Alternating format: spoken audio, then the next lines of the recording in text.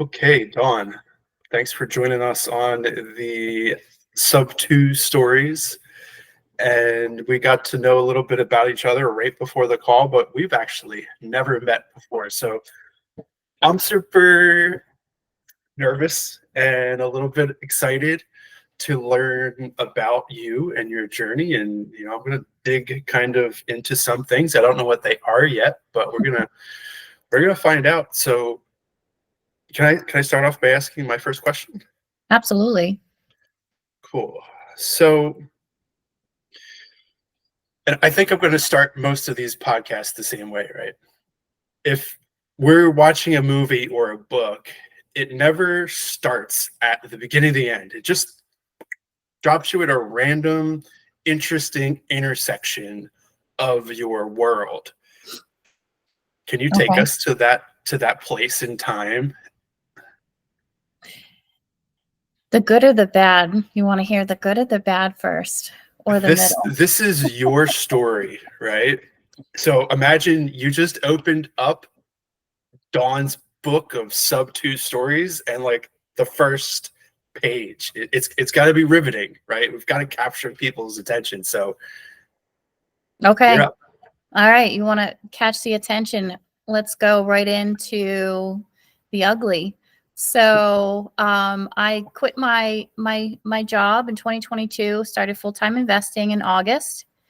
Um, I bought my first property the end of October for a flip. Purchased the second one in December. The first one, I had a really bad contractor. Um, didn't know about this bad contractor really until I was already in contract with her on the second property. She was my partner. So, contractor turned partner. And that's where the real ugly gets worse. So to fast forward a little bit, she actually didn't end up working out. Shocker. And, and she ended up, we had to let her go on the first property and also replace her with another equity partner on the second one. So a lot of lessons learned in that journey. Maybe, take a little step before you leap in faith of people and really get to know them. We actually, I followed along with my mentor, got the contracts in place, so that was good. I didn't jump fully, off the bridge. We did do a few things right. We got the contract signed, everything. I didn't pay her, until certain projects were done correctly. So, I did okay. We sold both properties. But yeah, so we got it to the finish line. Things were rough, but you just got to learn to pivot. And I think that was probably my win. Really, was the pivot point. My fiance, remember, he's like, just let it go. I'm like, no, we have private money investors. Like, we have to take this to the finish line. I don't care if I have like 2 cents of a check at the end. We're finishing this thing. And you just have to, be creative and get it done. And luckily, I was very fortunate. My realtor, who I searched, I said, I have to have the top realtor. It's got to get done. We have to sell it quick because I already held on to it too long. And he actually, don't even know him, helped me to the finish line, like paid the contractors, his contractors, to finish the job. And so when we sold the house, obviously they got paid, he got paid, whatever. But just what a win, though. Like, the community coming together. Don't know this guy from a hole in the wall, and here he comes, takes care of me, the property. And now I have a really good, close relationship partner with this guy now, right? So it was a really good bad situation, right? And so to fast forward, I didn't have a job, right? So I'm like, these investors, I'm brand new. These investors are doing the things, right? What am I doing wrong? So the one thing that I've noticed about me is I love to do research. So dove into that some more to figure out, because of course I ruined my credit. I was using my credit cards. So fast forward a little bit, I was able to do so much research, fix my credit. And so I opened up a business, Ground Up Solutions, to help other people build their business credit and build their financial structure so they can have money in their business and not have to rely on their personal assets. So that's been amazing. I love that part of the chaos, right? Is helping other people now. Wow. Okay. So 2022, you quit your job. I don't think you said it here, but you were working as an activities director at a nursing facility for lots of years, 20 right? years. Yep. Yep. Okay. And then for whatever reason, you were like, deuces, goodbye. This is not for me anymore. I'm moving on. I'm so happy to be unemployed. Let me swipe my credit card on some weird thing I found on the internet, and let me go dive into that. And what market are you in? What market? Yeah. You mean, what do you mean? Where did you buy this house? Oh, I'm in Rhode Island. I bought the house in Massachusetts. So the first one was in New Bedford, and the second one was in Tingsboro, Nice. Massachusetts. Nice. Yeah. I just met someone yesterday that also lives in Massachusetts. So the first one was in Kingsford, New Bedford. and then okay, sweet, super interesting. Yeah. All right, so and that's where this flip was, right? In that area. That's what you said. Yep. Okay. How did you find this deal? Where did it come from? So the first one, just through networking, I met a bunch of people, and oh gosh, I can't even remember where I met this wholesaler. His name is Brandon. Awesome guy. I still talk to him. He's very good. He's been very good to me. We've actually partnered up at one point, and he did acquisitions, and I was finding the end buyers. So I was doing a little dispo at the time. Nice. And I saw this one, and I was like, nope, I want that one. That's the one I want. And so I found it very easy to find private money. And I found it very easy to get a loan. I never realized how easy it was to get money for an investment property. Blows my mind every time.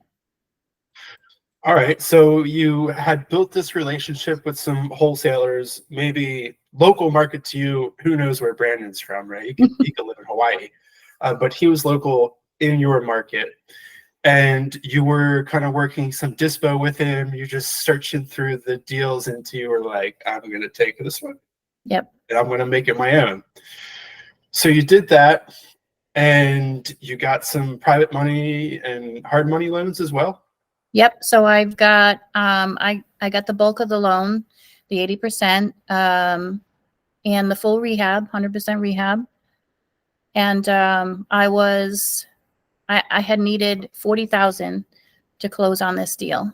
So the hard money lender, he actually wanted 55, and I negotiated it down. I was like, this is what I got. I got 41 grand. So and he's like, all right, well, we'll make it work. And I kind of bluffed a little bit. So I was like, all right, I need to find, 20 grand. So looked around for private money, and found a partner who was actually in Subto.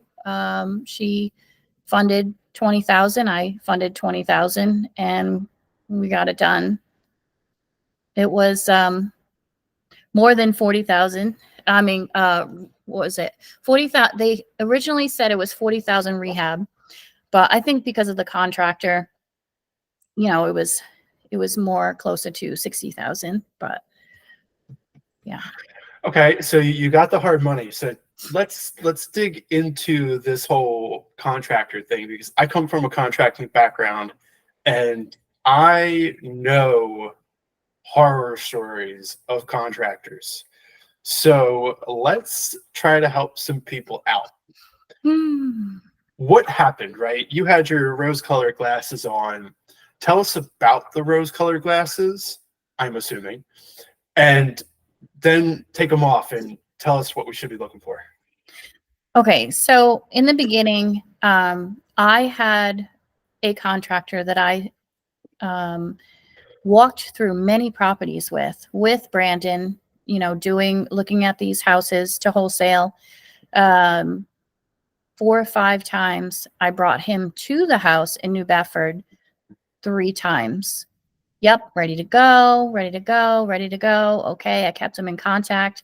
All right, you know, I got the loan. We're good, ready to close.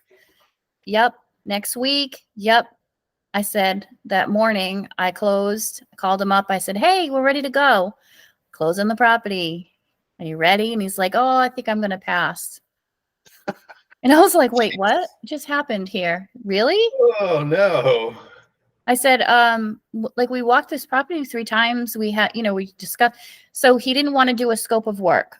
He said that was more work than the actual project itself. Now, mind you, this is a New Bedford 5-bedroom, 3-level with a basement, so 4-level property. It's a big house. But doing a scope of work was more work than doing that. 100-year-old New Bedford 4-level property. Okay. So moving on, brand new investor, you know, just signed documents that I'm going to fix this house, right? Within less than 6 months, have it sold. So I'm like, okay, what to do now? So what else would I do? Get on the internet and look for somebody to help me. Hello, anybody? And so I go on the internet and I say, you know, in the area, Massachusetts, like, hey, do we have any general contractors? Blah, blah, blah. Reached out to my people I was networking in. Do you have a contractor you're gonna let me borrow? Because, you know, we all let each other borrow contractors, don't we? No.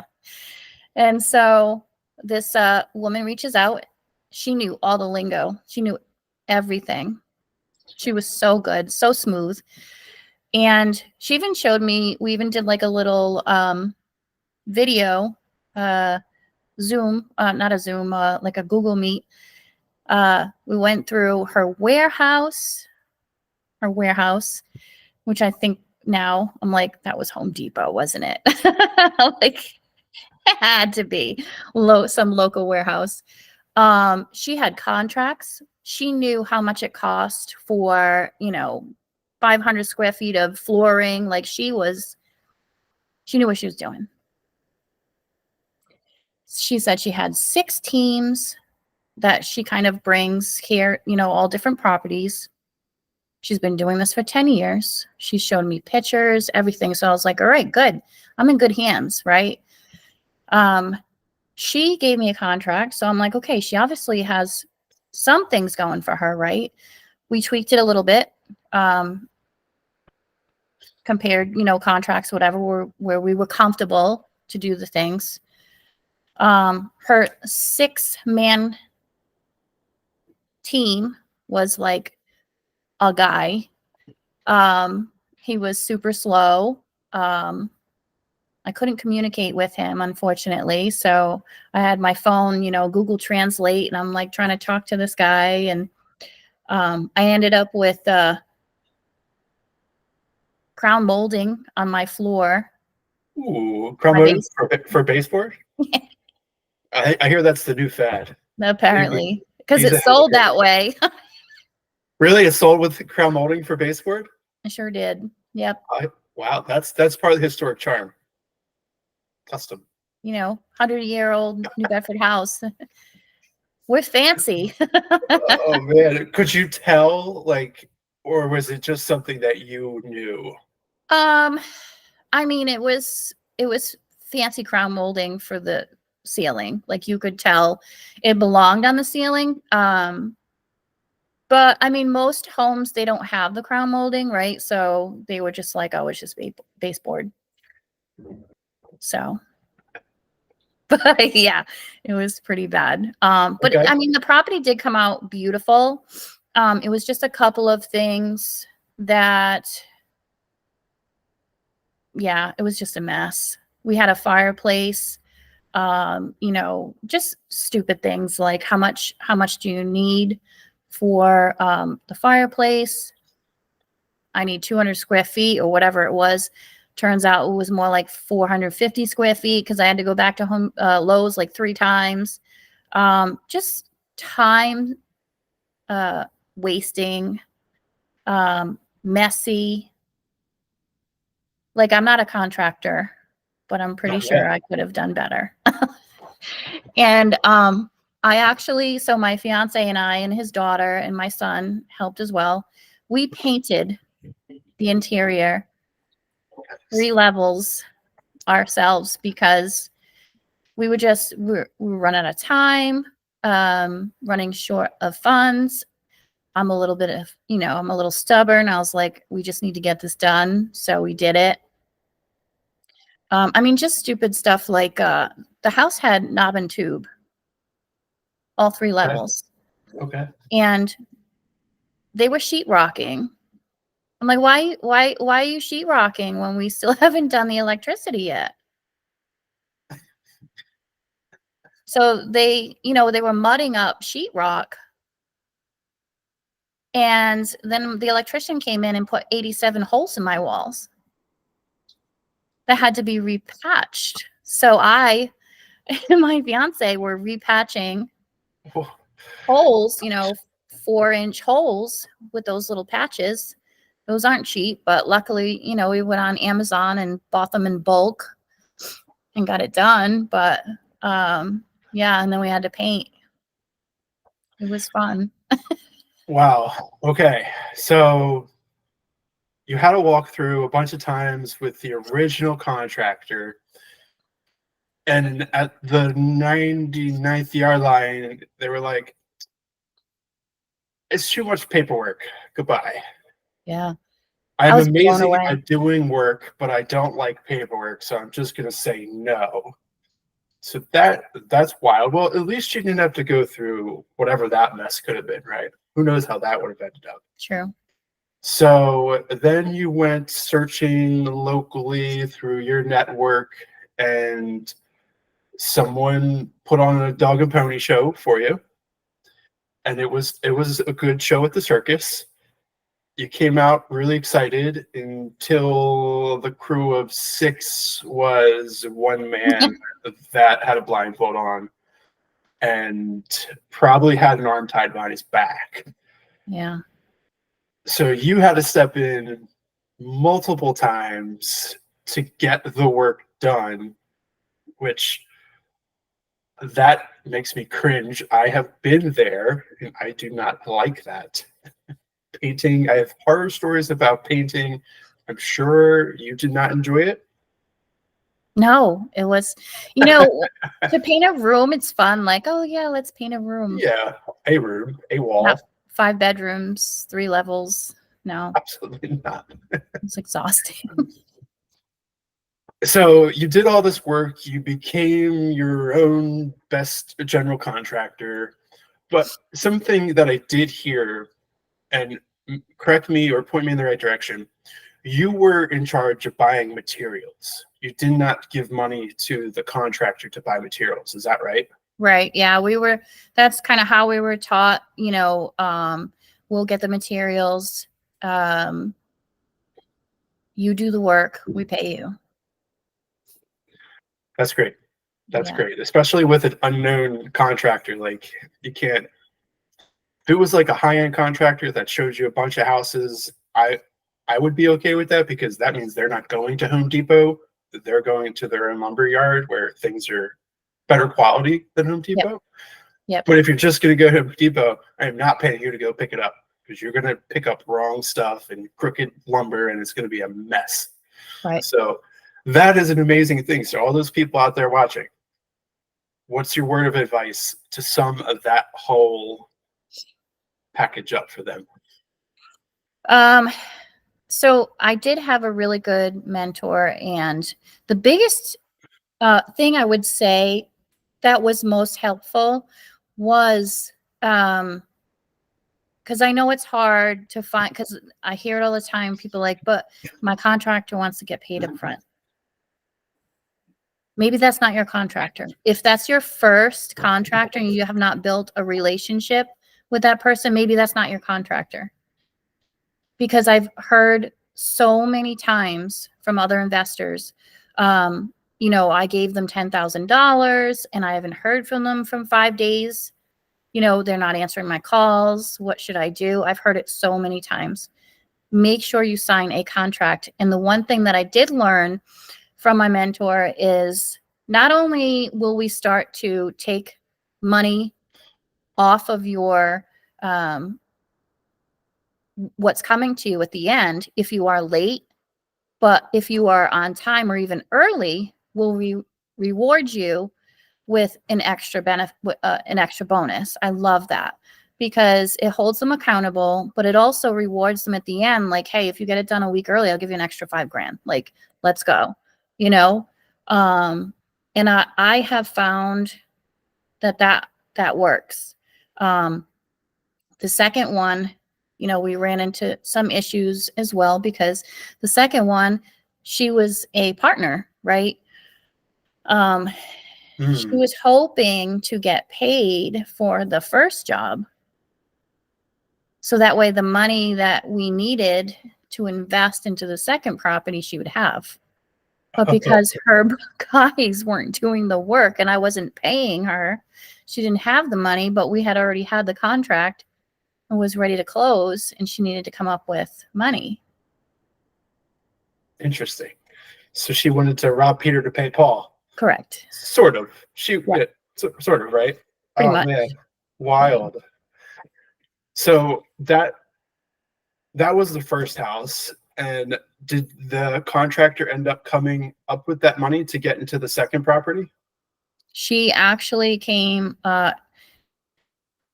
90% of it. 90% of it. And you were still okay going down that path with her? Yes, because at the time, now I bought the house the end of October. So really, things didn't really start to go downhill till we closed on the second one. Because, everything seemed to be okay at the time. They were demoing the first property. I was going there once a week to check on progress. We were talking via Zoom about, the things that were going on in the house. And I'm also worrying about purchasing the second property. Mind you, I was in Disney wiring $10,000 to the attorney for our second property. So there was a lot going on at the time. And she had come up with about 90% of it. And, she's like, oh, I'll come up with the rest, blah, blah, blah. We had another partner and we're trying to make it work, right? We're like, all right, we're going to get this. We're a team, blah, blah, blah. But then 5 weeks down the road, when our interest payment didn't get paid because she didn't have the funds, then we really had to. And then, now we're going into week 6 or 8 into the other property where I'm like, something's not right here. So we ended up having to let her know, like, listen, we have to make the interest payments. We, as other partners, we're not going to lose this property because you can't come up with your interest payments. So we had to look for another equity partner who's also in Subto and was able to get us to the finish line. So is that where the other partner and realtor stepped in with their contractor? Was it that, or is there a whole other story here that we haven't talked about? We actually did hire a different contractor. She was amazing. I thought she was amazing. She's been working since she was, I think, like 9 years old with her dad, woodworking and learning all the things. And she's just, I think she's amazing. She paints, she does flooring. She even made, I wish I would have thought to bring it so I could show you, but she even made, we bought in the kitchen, the lighting over the island, and we wanted the little, what do they call them? Votives to match the hanging lights, to match over the sink and, over the other island. And so she actually made them from scratch. Wow. I thought they were amazing. Cool. The other two partners didn't like them, but I thought they were amazing. They're not in their house, they're in your house. Right. But well, we were all partners, so I mean, oh, it was in at the end of the day, that it wasn't our house, but yeah. Got it. Okay. Yeah. But yeah, so we it's funny, I bought the house the end of October and the other one in December, and we sold both of them way longer than we held them way longer than we should have, 2 weeks apart. Wow. So yeah. Okay. All right. So a lot of lessons. Yeah. The partners didn't like their second contractor, so then the knight in shining armor comes in and takes you all to the finish line. Basic story ending. We stumbled a few times in that one. Okay. We just went through so many different contractors, because it's hard once you get rid of one to have someone pick up where they left off. Nobody wants to pick up somebody else's trash, right? Definitely not. And so that was a hard transition. And then, we needed an electrician, we needed all the things. So we needed a painter. The painter, he quit like the third day. I'm like, where are you going? On the second property. Jeez. And yeah, I think because, he didn't like how the person was. We added like 500 square feet to the second property, and he didn't like the way the person put up the walls. They weren't the best, and he didn't want to fix it. He's like, I'm a painter. I come in, I paint. And so we had, we went back and forth with the guy doing the walls. Can you, come fix it? Took him time, and he's like, I have other jobs to worry about, which is completely understandable. Time's going, right? Money's flowing. I'm like, we need to find somebody that's going to do this. So, yeah. Wow. All right. So, and that was from October till when? When did you, like, from buying the first house to selling both of them? What was August. the time frame on that? October, November, December, January, February. 6 months. March. Yeah. No, well, 8, 9, 10 months. 10 months. Yeah. Okay. Wow. I guess I can't do math or count months. So you were like four months over on one, and then a few months over on the other. Yeah. Did it all work out? It did all work out. Yeah. Everybody was happy. It did all work out. Everyone got their money back, the private money lenders. Got it to the finish line. The new homeowners are happy. A lot of takeaways. And I know what not to do now. So what's that? Tell us. I learned what to do, with my mentor, learning the things, writing things down. And then I learned what not to do in real life. Yeah. In real life is way more difficult. It's way more fun. So, so sum it up. Give us the 3 not to do's. Whew, what not to do. I don't want to say don't go out there until you're ready. I don't think that you're ever really ready. But don't freeze up. Like, pivot. Learn there's other options. Reach out to people. I'm always amazed how good people are in the real estate world, investing world.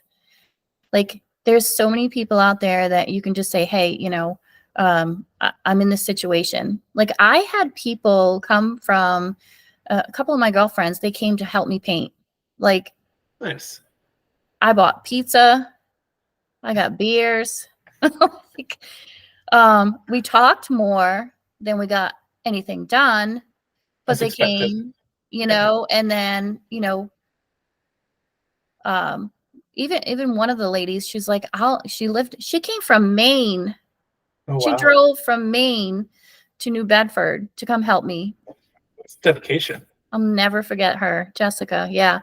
And she's like, I'll stay at the hotel tonight. I'll come back tomorrow. I was like, no, thank you so much. But I cannot allow you to do that. Wow. But takeaways, good takeaways or bad takeaways? I don't care. I just want 3. Whatever they are. Okay. Yeah. So 1, learn to pivot, reach out to network, anyone within your network. They will be good to you. And if they don't know, there's always someone they're going to know that they can refer you to. Always. I've met so many good people in Subto already. I've only been here for 5 weeks. Wow. Yeah. And third one, make sure you get a very good contract. Very good contract. Yeah. Yes. I think that is probably the crowning jewel to saving all things, is having a performance-based contract that you can control the payments on. Yeah. So that, and when I speak from personal experience, when you've come into a problem, right, it's really easy to like focus on that problem until you're just like only looking at the little tiny bit of light. But if you really start to zoom back out again, you can say, all right, I see my problems there, but what are all the things around me that I can use to help? Let's take a deep breath. It's not the end of the world. Slow it down, bring in some other folks, because I may not be thinking straight, right? I have to realize that about myself. Like, I'm a little fearful, I'm scared, I'm going a little crazy, whatever it is. Let me bring in some clear minds who aren't as emotionally attached to this thing as I am. And there's Right. always a solution, right? Just like you said, just pivot. 100%. Cry, fall, but get your ass back up. Get your ass back up and finish. Because so many times, like, I would talk to, investor friends, and they're like, how are you not in like a white jacket right now? And I'm like, we just, whatever. It is what it is. You gotta get it done. So I could There's cry no about other it, way. or I can go grab a paintbrush and just get it done. And so you just get a paintbrush and just get it done. Yeah, crying doesn't solve anything. The paintbrush is going to solve the problem. Yeah, right. I mean, I even had, I didn't even mention the orange sticker that the state, the city came and put on my front door. Nice. A little I code mean, violation you gotta top situation. it all off with a violation. Why not? Right? Why not? Right? Why But not? they Let's were get them. super nice, and they actually were. They went through the whole house, which did not make me happy. Made me very nervous. But you got to be honest that I stayed true to. I told them this is the situation. We're trying to just fix the property. Unfortunately, I mean, even the contractor, she ended up putting her name as the owner of my property. So a lot of mess, a lot of mistakes. Okay. But yeah. All right. So we kind of talked a little bit about where you were before. I guess we talked about where you are now, kind of, not really. So I want to cover like where are you right now, and then we're going to cover, because it's just like a movie, right? We're going to cover now, and then we're going to cover the future you. Okay. So tell us about like right now, like what's happening since then to now. What are you working on? Are you, like let's have it. So right now, I am focusing on helping people build their business credit, um, get their finances situated so they don't end up in my situation, building their business structure. I guess I kind of just assumed that, if you're in real estate investing, that everyone was just smarter than me and already knows to do these things. Um, and everyone's kind of, not everyone, a lot of people are still trying to figure things out. Right. So to be able to talk to people that are kind of either in my situation or a little behind me, and in that analysis paralysis of not knowing what to do next, right? It's been awesome to try to help them out and guide them through it, so they don't end up, in that situation, but be able to pivot better if that does happen. So now their business can kind of run financially on its own during Okay, that. so you were in a financial situation that wasn't ideal. What's the elevator pitch on that financial situation that wasn't ideal for you, that made you like realize like, hey, what is there a better way than this? Like what was that? So through doing research, just building your business credit, getting that paydex score up, which is one thing I didn't do because I didn't know about it. So you were using personal credit. I was using my personal credit cards. Yes. Got it. I didn't even have a Duns and Bradstreet. Like I never, I got my EIN number. So I was like, yep, I'm good. That's my social security number, right, to my business. But I never built that business credit through, DMB or Experian or Equifax to where I could even get credit cards in my business name. Got it. So through that experience, you one day you woke up and you were like, hey, there's got to be a better way. I've got my business's social security card number. What am I doing with this thing? I had to find a better way. Yeah, I was broke. Got it. Yeah, I didn't have a W-2. I had quit my job. I was gonna, become rich doing real estate, right? Didn't need that W-2 anymore. So, because of the flips and losing that little bit of money that I did have, I started to use my credit cards for my business. For your business. Got it. So you didn't have any personal income coming in and you were using your personal credit card for that, which is okay. But then you started swiping your personal credit card for your business and it topped you out pretty quickly.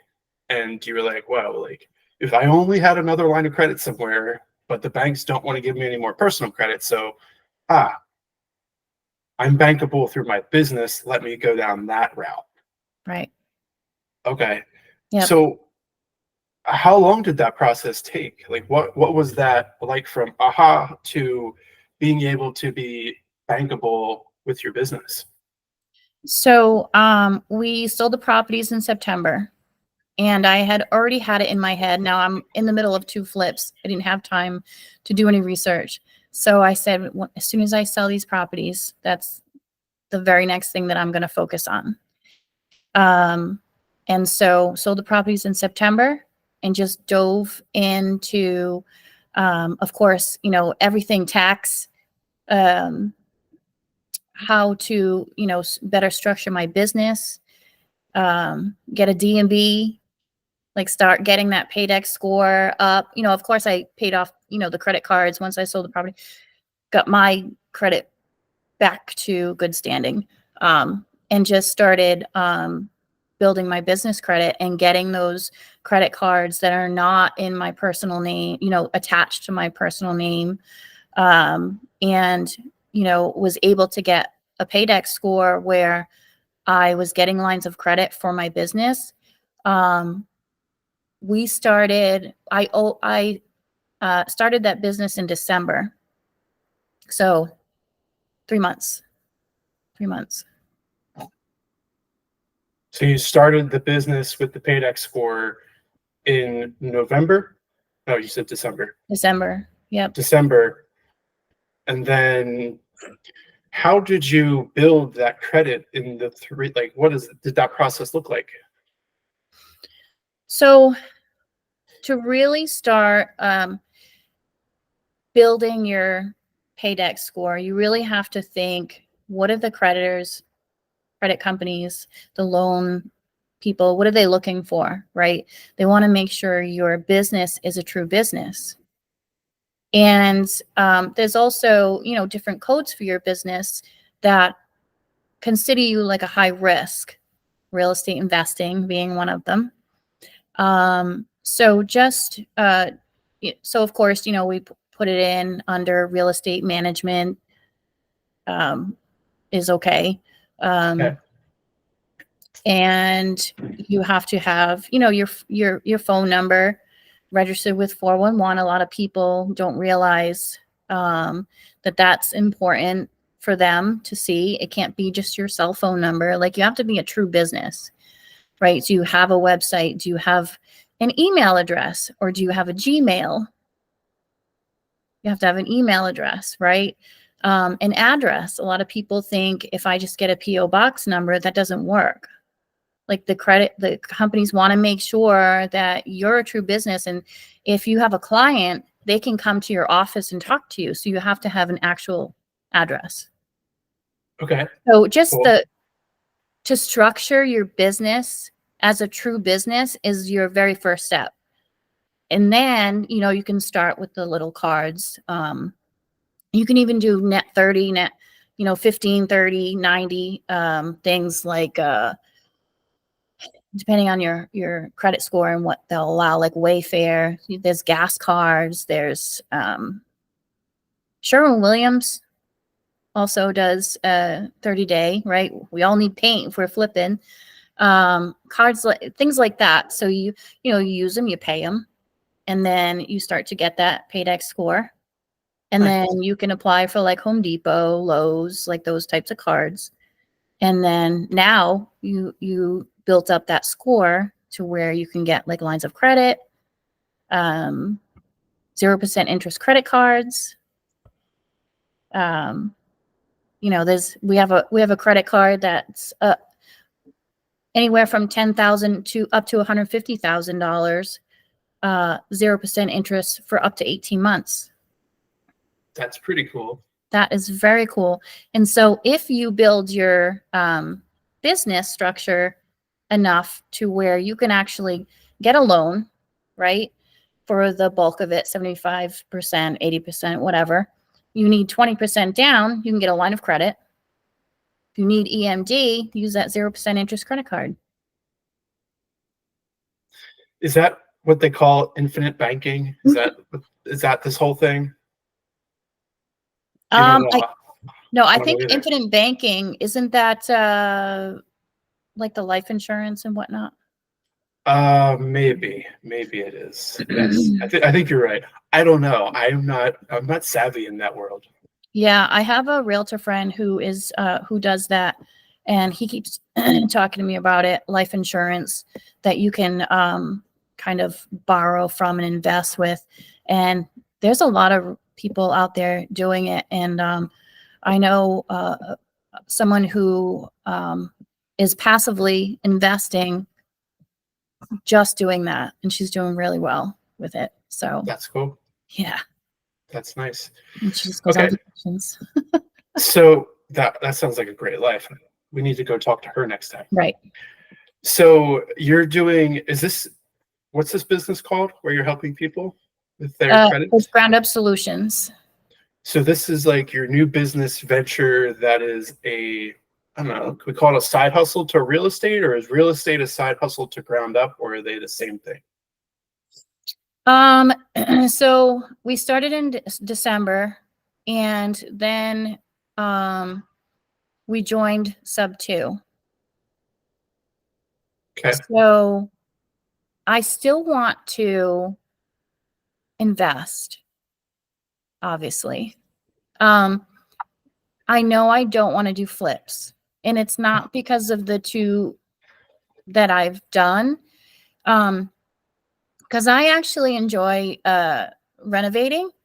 I kind of wish I knew more. Like if I had my GC license, I would be all in. But it's the one and done, like hamster wheel, I don't enjoy. Like I want a 50-door property. So I have one roof, 50 doors, one yard. Like that's what I would prefer. Amazing. The find a property, renovate the property, sell the property, find another one, fix it, sell it. Like it's just can't scale very fast. That's So correct. yeah. So you joined Subto, and what's like, we've got 9 minutes left, right? Yep. So you joined Subto.